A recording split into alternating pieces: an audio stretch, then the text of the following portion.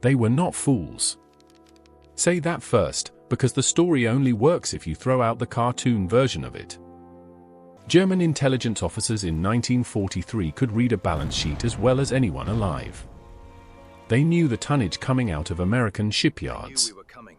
They knew how many aircraft rolled off the lines at Willow Run every single day. They subscribed to American newspapers, translated American production reports, and briefed their superiors with numbers that were, for the most part, accurate. By the middle of the war, a great many senior officers in the Wehrmacht understood, privately and correctly, that the arithmetic of the war had already been decided against them. What broke their understanding wasn't the numbers on tanks. It was the numbers on everything else. Because a German staff officer measured a nation by what it could extract.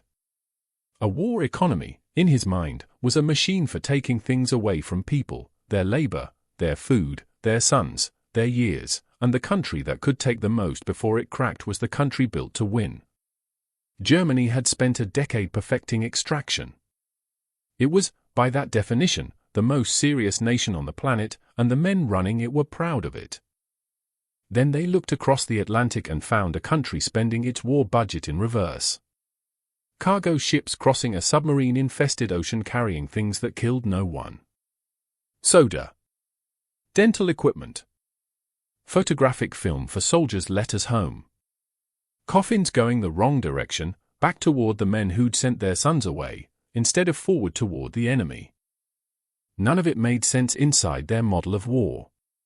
Here are 7 things that didn't compute, verified in wartime intelligence files, prisoner debriefs, and the memoirs officers wrote once the argument was already lost. The last one is the one that still unsettles people, because by the time it happened, the war had already been over for years. Somewhere close to 9 million American men sat down during the war and took a written test. 40-some minutes. Vocabulary. Basic math. Pattern and spatial reasoning. It produced a single number, and that number sorted a man into a category from 1 to 5, a category that would decide, more than almost anything else in his life, what the war would ask of him. Score high, and the machine pulled you toward officer candidate schools, signal units, technical corps, aircrew training. Score low, and you were far more likely to end up carrying a rifle in an infantry company, which was, by a wide and brutal margin, the deadliest branch to serve in. Roughly 300,000 men were commissioned as officers through these accelerated wartime schools, men who, a few years earlier, might have spent their whole lives as clerks or farmhands, run through several months of training and handed a bar on their collar. Career officers had a nickname for them, and it wasn't a compliment, 90-day wonders. Here's the honest part of the story, the part that has to be told or the whole thing turns into propaganda. The test wasn't fair. It rewarded schooling, not raw ability, which meant it systematically punished poor men, rural men, and anyone whose formal education had ended at 14.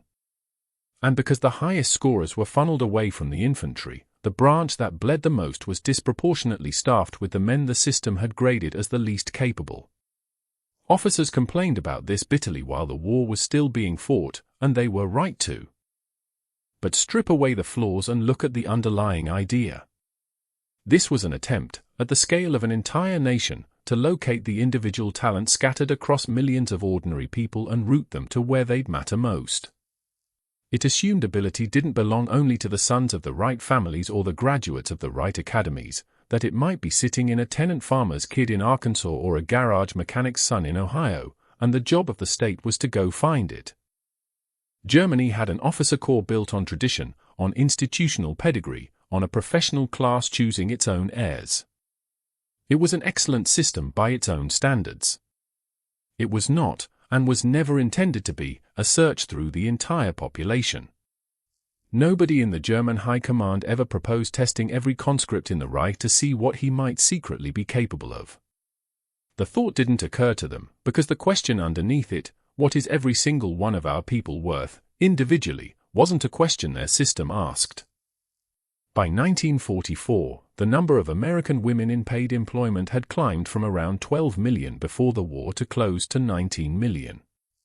They were riveting aircraft fuselages, running lathes in ordnance plants, welding hulls in shipyards that had been almost entirely male a few years before.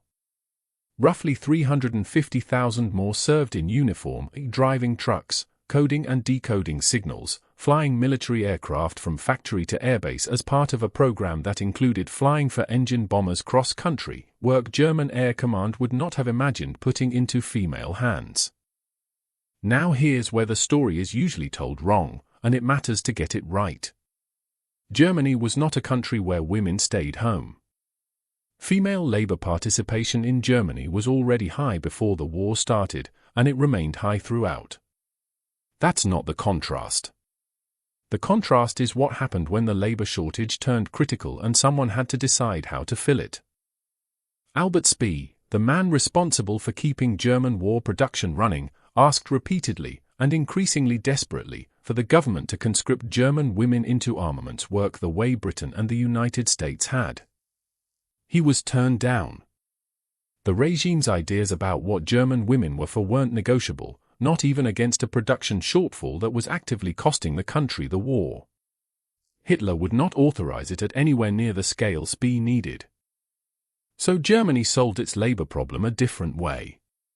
By 1944, something on the order of 7.5 million foreign workers and prisoners were laboring inside German industry, most of them there because they had no choice. Many of them worked in conditions engineered to be lethal. That's the actual comparison, and it was never really about women in the first place. Two countries hit the same wall, not enough hands to keep the factories running, and one of them asked its own citizens to step up and paid them for it, while the other imported human beings under armed guard rather than just an ideological belief about what its people were permitted to do. This one sounds like a punchline until you look at the actual shipping manifests. In 1941, the head of a major American soft drink company made a public promise: any man in American uniform, anywhere on Earth, would be able to buy a bottle of his product for 5 cents, whatever it cost the company to make that happen. The federal government granted the company an exemption from sugar rationing to make good on it. And then the company did something with no real parallel anywhere else in the war, where it built roughly 6 bottling plants and shipped them, crated as military cargo, to wherever the army happened to be fighting, assembling them on the ground in North Africa, across liberated Europe, and island by island through the Pacific. The men who ran these overseas plants were company employees given quasi-military standing and sent forward with the troops. In 1943, Eisenhower's headquarters in North Africa sent an urgent cable requesting bottling equipment and millions of bottles, and received them. By the end of the war, something in the neighborhood of 5 billion bottles had been served to American servicemen. Run the numbers the way a German logistics officer would have run them. Every bottling plant occupied space on a ship crossing an ocean patrolled by submarines that were actively sinking Allied cargo vessels. Every crate of glass bottles was cargo space that did not carry shells, did not carry rifle ammunition, did not carry the raw steel a war machine needed to keep firing. In a conflict that was, in the most literal sense, decided by who could move the most tonnage to the front, the United States spent meaningful tonnage on a flavored drink. It wasn't sentimentality. It was a calculated bet that a soldier's morale was itself a supply item, something that could run out, and something that could be resupplied, exactly like fuel or ammunition. The German soldier's equivalent, by 1944, was often a cup of roasted grain substitute coffee, when there was anything at all. An army's mail system is the least glamorous part of any war and, arguably, one of the most important. The American answer to a straightforward logistics problem was strange enough to sound invented. A soldier, or his mother, his wife, his kid's sister, wrote a letter on a standard government form. That form was photographed on 2 rolls of 16mm microfilm. It was the film that got flown across the ocean, not the paper. On the other end, the film was projected and reprinted, shrunk down to roughly a quarter of its original size, and delivered to a man in a foxhole or a barracks. They called it V-mail, and something over 500 million pieces of it moved through the system over the course of the war, on top of an enormous volume of ordinary mail that ran alongside it. The reason was cargo space, plain and simple. A single mailbag of paper letters weighed close to 50 pounds. The same letters, reduced to film, weighed a few ounces. The United States built an entire microfilm bureaucracy, cameras, developing labs, trained technicians, a whole logistical apparatus, for the sole purpose of making sure that a mother's handwriting to her son never had to compete with artillery shells for room on a cargo plane. There's a detail buried inside this that says more than the shipping weight does. A government that photographs its soldiers' letters onto film has, at the level of formal policy, decided that what a 19-year-old's family has to say to him counts as strategic material, something worth building infrastructure around, the same way you'd build infrastructure around fuel or spare parts. It cut both directions, and honesty requires saying so. The same mail brought word that a marriage back home had ended. It carried news of deaths a soldier could do nothing about from 3,000 miles away, and every word of it passed through a censor's eyes before it reached him. The system delivered heartbreak with the same efficiency it delivered comfort. Germany's field postal service was, in its own right, a well-run and professional operation, and early in the war it worked. Then Allied bombing tore apart the rail network that carried it, and by late 1944 a German soldier on the Western Front could go months without knowing whether the town his family lived in was even still standing. March 1945. The Rhine River, the last true geographic barrier in the West, and something German planning had counted on as an asset that would buy the collapsing front months of breathing room. At the town of Remagen, the Americans caught a rare break. A railway bridge across the river failed to fully demolish and was captured mostly intact. Every account of it agrees that was luck. What happened in the days that followed was not. Under artillery fire and repeated air attack, American combat engineers assembled a floating pontoon bridge alongside the damaged structure in roughly a day and a half, a functioning roadway across one of the great rivers of Europe, built faster than most institutions can schedule a meeting about the idea. Then they built a second one.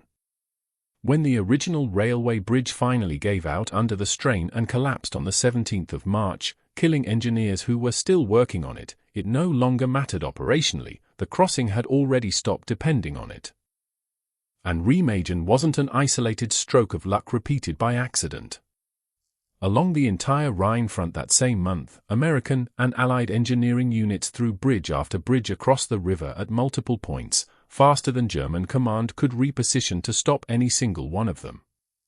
German strategy had rested on a simple, historically reasonable assumption: destroy the bridge, and you remove the crossing. That assumption had held in every previous European war. Against an army that carried entire prefabricated bridges as standard equipment, staffed by dedicated units whose sole profession was throwing them up under fire, it simply stopped being true. Blowing the bridge no longer won the war a delay measured in weeks. It bought hours. This is the entry where the honest answer is uncomfortable, and it belongs on this list precisely because German officers noticed it, Nazi propaganda leaned on it constantly, and, this needs to be said plainly, they were not lying about the underlying facts. Around 1.25 million African American men and women served in the United States Armed Forces during the war, inside a military that segregated them by official regulation. Separate units. Separate facilities. For much of the war, restricted largely to support and labor roles under an official assumption about their capability in combat, an assumption that was false, and one the Army's own leadership would eventually be forced to abandon. They drove the truck convoys that kept Patton's advancing army supplied with fuel after the breakout from Normandy. They fought as an armored battalion attached to 3rd Army beginning in the fall of 1944, in continuous combat for the better part of 6 months. They flew as fighter escorts protecting American bombers deep into enemy territory, in a unit that would go on to become one of the most decorated of the war. During the desperate winter fighting in the Ardennes, when the Army badly needed infantry replacements, it put out a call for black volunteers. Thousands stepped forward, served in mixed provisional platoons alongside white soldiers, and performed well enough in combat that the Army's own after-action reports couldn't rationalize the old assumptions away any longer. And then there is a fact that no amount of context softens. German prisoners of war being transported through parts of the American South were, on documented occasions, served meals inside establishments that the black American soldiers guarding them were legally barred from entering. That happened. It's recorded. It happened to men wearing the uniform of the very nation holding those prisoners captive. German officers who wrote up observations about this contradiction weren't inventing anything, they had the facts correct. Where they were wrong was in what they thought it meant. They read it as proof that American ideals were a fraud, and that a society built on that kind of hypocrisy would eventually fracture under the pressure of war. It didn't fracture. The contradiction was real, and it was shameful, and it was also, at the very same time, being argued about, loudly, publicly, in black-owned newspapers, in federal courts, in the Army's own internal studies, by the very men living through it while the war was still being fought. 3 years after the war ended, in the summer of 1948, the sitting president signed an executive order formally desegregating the armed forces. A system that has no mechanism to criticize itself has no mechanism to correct itself either. That is not a minor technical difference between two nations. Given enough time, it turns out to be the only difference that actually matters. Here is the last one, and it's the one German officers had no framework for at all, because it happened years after the shooting stopped, and it served no military purpose whatsoever. Every other combatant nation in the war handled its dead the way nations have handled their war dead for centuries. You bury them close to where they fell, in a cemetery near the battlefield. You raise a memorial. Families visit if they're able to make the trip, and most of them never are. The United States asked its families what they wanted instead. After the war ended, Congress authorized a program to contact the next of kin of every American serviceman buried overseas and offer them an actual decision. Leave him where he rests, in a permanent American military cemetery maintained in perpetuity, near the ground where he fell. Or bring him home, to a grave chosen by the family, at the government's expense. Then the government carried out the second option, at massive scale, for every family that asked for it. The first major shipment arrived in New York Harbor in October of 1947. Over 6,000 caskets on a single ship. There was a formal ceremony on the dock, and then the coffins were loaded onto trains, and the trains fanned out across the country, and at small stations in Ohio and Texas and Oregon, an honor guard and a waiting family stood on the platform. That program ran for years. It cost an extraordinary amount of money. It advanced no front, deterred no enemy, produced no strategic advantage of any kind. It was done because somebody's mother had asked. A test built to find talent inside 9 million ordinary men. 19 million women paid to build the weapons instead of being told to stay home. Bottling plants shipped across a submarine-hunted ocean for a soft drink that cost a nickel. Letters shrunk onto film so a mother's handwriting would never lose its place to ammunition. Bridges carried in truck beds because the Army assumed it would need to build its own crossings under fire. A public, unresolved argument about race, fought out loud in newspapers and courtrooms while the war was still going. And 171,000 dead men carried home because someone finally thought to ask their families what they wanted. Every single one of these is money, cargo space, an administrative effort spent on individual human beings by a state that had concluded, as a matter of basic policy, that people were the expensive part of the war and the hardware was the cheap part. German officers couldn't fit this into their model, and it wasn't because they lacked intelligence. It's because they were operating a system built on the exact inverse premise that the individual is the renewable resource, and the state is the thing worth preserving at any cost. Everything else follows from that one inversion. It's why Germany filled its factories with forced laborers instead of asking its own population for help. It's why there was no German equivalent to any of the 7 things on this list. And it's why, by the final year of the war, the regime had nothing left to spend but the men themselves, and spent them, until there was nothing left to spend. Both sides called what they were fighting a total war. The phrase meant the exact opposite thing depending on which side of the line you stood on. In one system, the nation was consumed to feed the state. In the other, the nation supplied the state, and got fed, and got written to, and eventually, if it came to that, got brought home. None of this should be told as a clean story, because it wasn't one. The same army that did all 7 of these things also ran a segregated force. Also funneled its lowest-scoring recruits into its deadliest branch. Also sent frightened 18-year-old replacements into rifle companies and lost a great many of them in their first week of combat. None of that gets erased by the good. But the argument over the bad was happening in the open, in newspapers, in courtrooms, in congressional hearings, while the guns were still firing. That's the actual difference, and it's not a small one. Of everything on this list, the 7th is the one that stays with you the longest, because it's the only one with no strategic justification at all. Nobody won anything by doing it. It happened years after the last shot was fired, at enormous cost, purely for the benefit of people who had already lost everything the program could possibly give back. A telegram had already told those families their son wasn't coming home. The government came back years later anyway, and simply asked where they'd like him to rest. The Germans spent the entire war asking how much America could produce. The better question, the one they never thought to ask, was what America was willing to spend it on.